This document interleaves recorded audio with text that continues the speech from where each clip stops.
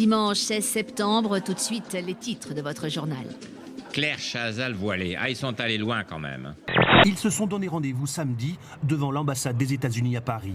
250 manifestants venus protester contre le film islamophobe Innocence of Muslims.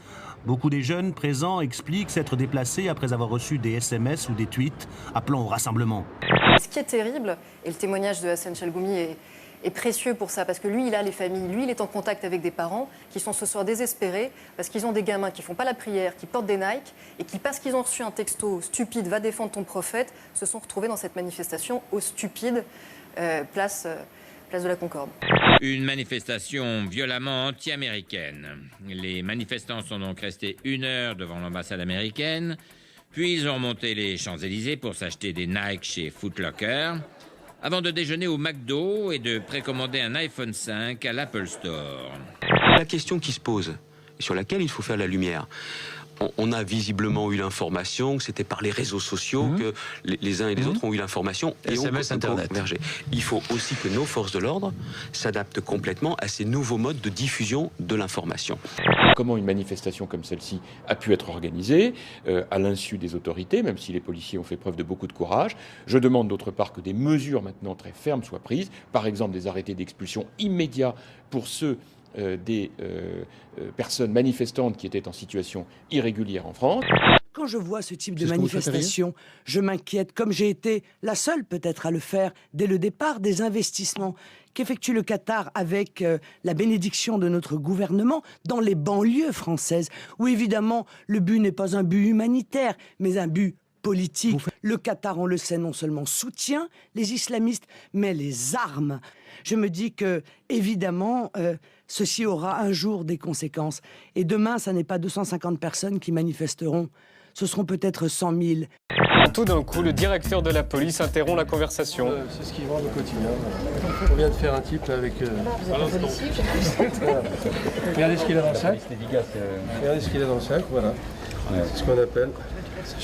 Vous avez déjà de la quantité. Hein. La République sera très ferme.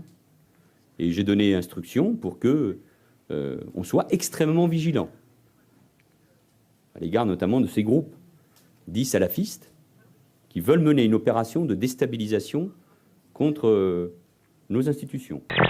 Mais c'est pas n'importe quel bœuf, le préfet de Seine-Saint-Denis était aussi là, voici sa réflexion.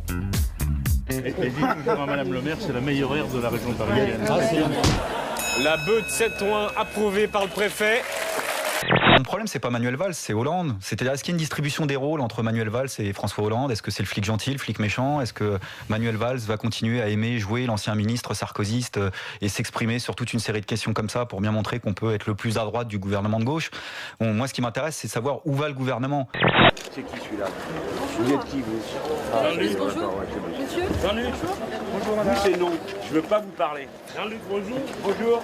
Il boude toujours. En Argentine, d'un côté, les ados sortent et font la queue devant les boîtes de nuit. De l'autre, les parents se réunissent, mais pas pour faire la fête. Sur ces écrans, ils surveillent en direct, grâce aux caméras de la municipalité, leurs enfants qu'ils ont autorisés à sortir. But de l'opération, mise en place par la ville, s'assurer, dit le maire, que les jeunes puissent s'amuser en toute sécurité et ne font pas d'excès. Les avantages fiscaux des retraités remis en question, c'est ce que préconise la Cour des comptes. Le gouvernement entend étudier cette proposition qui permettrait d'assainir les comptes de la sécurité sociale. À la clé, 4 milliards d'euros de recettes supplémentaires. Quelque part, quand on parle des retraités qui ont de l'argent, oui, parce que moi je suis retraitée et j'en ai pas. J'ai travaillé pendant 42 ans et quand j'ai vu ma retraite, j'ai pleuré, monsieur. Voilà. Le sujet est donc sensible et a le don de mettre en colère.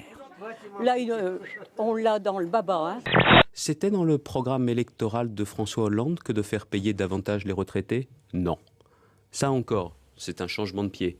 On dit les retraités. Enfin, les retraités, c'est comme si je vous disais les Français. Il y a des gens extrêmement pauvres parmi les retraités. Il n'est absolument pas question de toucher à en quoi que ce soit, aux 700 euros de la pauvre personne qui vit avec le minimum vieillesse, ou aux 1000 euros, ou 1200 euros de celui qui a trimé toute sa vie et qui a une toute petite... Ça fait partie des sujets. Lorraine n'est pas en train de faire ses courses. À 100 ans, il travaille dans ce supermarché et ce depuis 29 ans. 5 jours par semaine, il met en place les rayons et inspecte le sol. Pour 14 $ de l'heure, un bon salaire aux États-Unis. Beaucoup de gens me demandent pourquoi tu travailles encore, pourquoi tu ne prends pas ta retraite.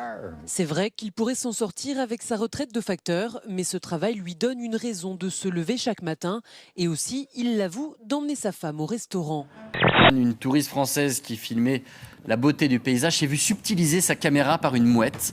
Et comme le volatile n'a pas pris le temps d'éteindre l'appareil pendant son vol, voici donc la première réalisation vidéo d'un oiseau. Hitchcock n'aurait pas fait mieux. Alors, la mouette n'est pas voleuse, hein, vous le savez, elle est juste rieuse. Et quelques centaines de mètres plus loin, elle a rendu la caméra à sa propriétaire qui ramènera donc chez elle un drôle de film de ses vacances. Voilà, peut-être la future Palme d'Or au Festival de Cannes. Et puis en Chine, ce pont suspendu, un des plus hauts du pays. Et sur ce pont, ces gens venus du monde entier pour monter sur cette plateforme et puis sauter. Sauter dans le vide en tentant d'atterrir sur cette cible des centaines de mètres plus bas, en ouvrant son parachute le plus tard possible. Un des multiples concours de base jump, mais ici, à la taille du pays, c'est-à-dire particulièrement vertigineux.